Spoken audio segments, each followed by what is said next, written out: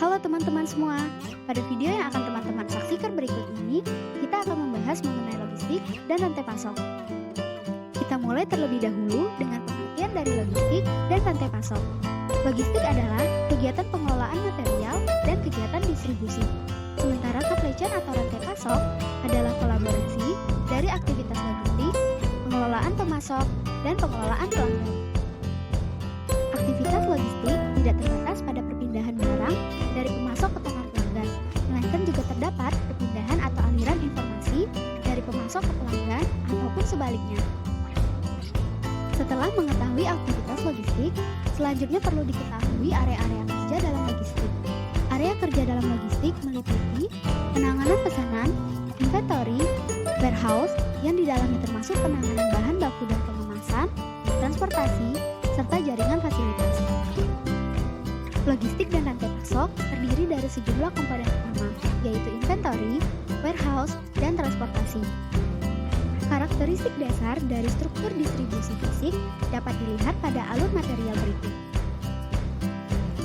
Alur material tersebut diiringi dengan periode tidak bergerak di beberapa titik. Sebuah alur biasanya merupakan bentuk dari pergerakan produk. Adapun periode tidak bergerak adalah waktu produk disimpan dan perubahan pada produk dilakukan, seperti melakukan manufaktur, penyusunan, pengemasan, breakbook, dan lain sebagainya.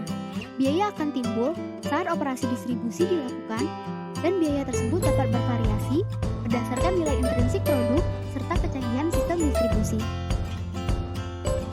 Tidak hanya aliran barang, di dalam rantai pasok juga terdapat arus informasi. Arus informasi dimulai dari unit penjualan mengenai informasi permintaan yang harus dipenuhi, permintaan yang diperoleh dari proses forecasting, hingga dari proses perencanaan yang dilakukan oleh manufaktur. Informasi yang terkait dengan jumlah permintaan akan diolah, kemudian dikolaborasikan dengan berbagai informasi penting lainnya. Selanjutnya, kita akan membahas mengenai proses dalam rantai pasok.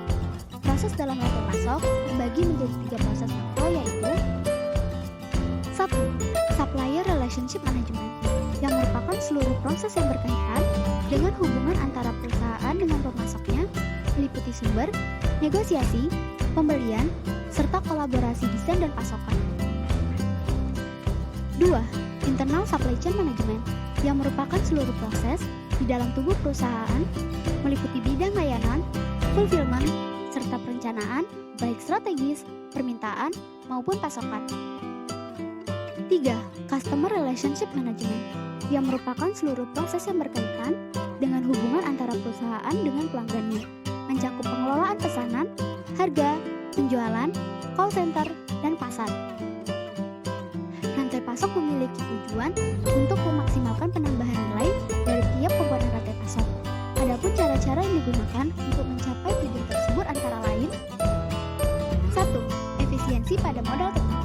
Efisiensi terhadap modal tetap dilakukan dengan menentukan ukuran, lokasi, dan jumlah titik pengiriman, serta menggunakan aset tetap dengan produktif dan efektif. 2. Memaksimalkan kualitas. Hal ini dapat dilakukan dengan cara meningkatkan kualitas proses, layanan, dan produk, serta mempercepat cycle time. 3. Mengurangi modal kerja. Hal ini dilakukan dengan mengurangi waktu persediaan yang dibutuhkan, serta memaksimalkan pertukaran persediaan. 4. Mengoptimalisasi biaya global. Hal ini dilakukan dengan pemanfaatan terhadap alternatif kuota dan bea masuk. 5. Pertumbuhan yang menguntungkan, di mana secara proaktif ikut dalam strategi masuknya produk ke pasar dan pelaksanaannya. Pengelolaan logistik dan rantai pasok memiliki tujuan utama, yaitu melakukan efisiensi dan meningkatkan profit perusahaan.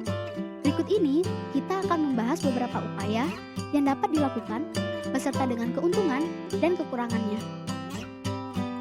Pertama, mengurangi jumlah depot atau pusat distribusi.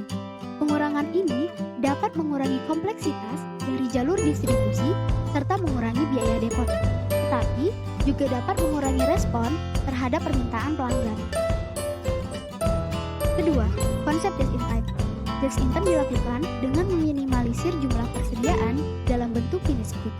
Kelebihannya, pengendalian cash flow menjadi lebih baik karena biaya inventory berkurang dan lead time-nya menjadi semakin pendek.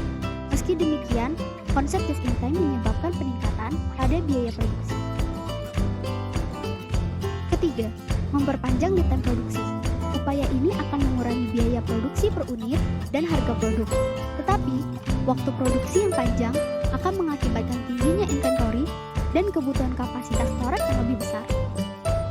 Keempat, mengurangi kemasan produk. Hal ini akan mengurangi biaya logistik, tetapi di sisi lain meningkatkan risiko kerusakan selama pengiriman. Kelima, mengurangi stok bahan baku dan komponen.